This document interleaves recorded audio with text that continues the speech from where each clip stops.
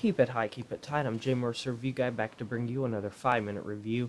So I was at FYE today, and I got this new Asking Alexandria shirt. It's the second one that I own. Don't know if I've worn the other one in a video. I might have.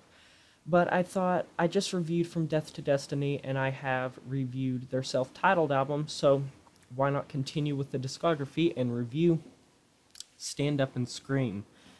Now, Asking Alexandria is a British metalcore / hard rock band if you consider their later work, such as From Death to Destiny and such as their self-titled album. There was a bit of a gap between their album From Death to Destiny and the self-titled album because of The Black, when they had Dennis Stoff, who was the new vocalist, when Danny took a break to work on We Are Harlot and his solo project, and he eventually came back to the band, and The Black was kind of more like their earlier material.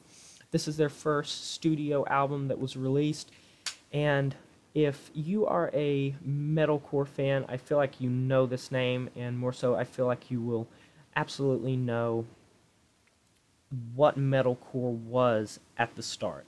Now, there were bands that were already starting this sound back in the 80s, back in the 90s, and in the I'd say early 2000s to late 2000s, there were a lot of bands that were starting up that were really beginning to get some traction for the genre.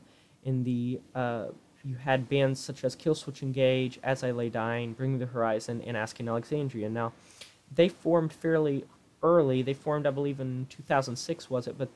And they released like some EPs. I know that there was one called The Irony of Your Perfection or something, and this is their first main release, and it arguably has their probably most well-known song, which would be the final episode, Let's Change the Channel, and it has a ton of songs that have come to be really, really beloved by the entire fan base that surrounds this band.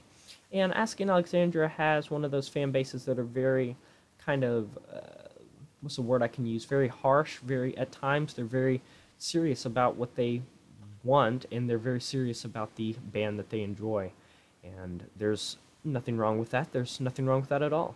So I don't think that there is anything wrong with standing up for the band that you enjoy, and if you want to, you can defend a band. Now, Asking Alexandria gets a lot of hate because they are part of the emo scene. They're part of the scene where there is all those nice blanket terms that are formed because of them being in that kind of emo blanket umbrella.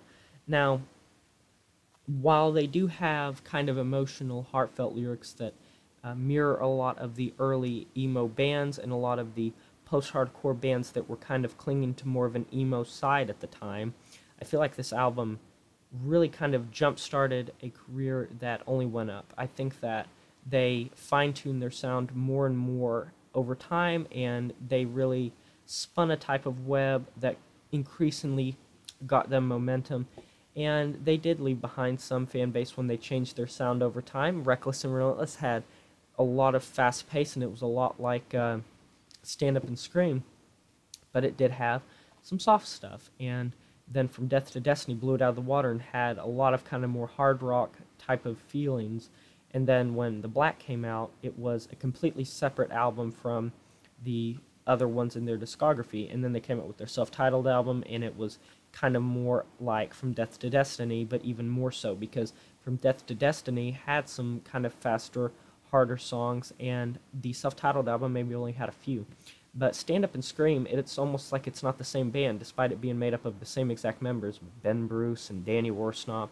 It's made up of the same people, and I think this is a great album if you are, one, into metalcore, two, if you want to explore this band's past, if you maybe don't know this earlier stuff, if you only know their later work, such as From Death to Destiny and forward, and three, if you just want to maybe try out something new, because it definitely has that raw edge to it, it has that heaviness, it has that original early metalcore sound that is really just brutal, sonic music that really assaults your ears and doesn't let up from start to finish. And I really, really enjoy this album, and when you have singles like The Final Episode, Let's Change the Channel, Not the American Average.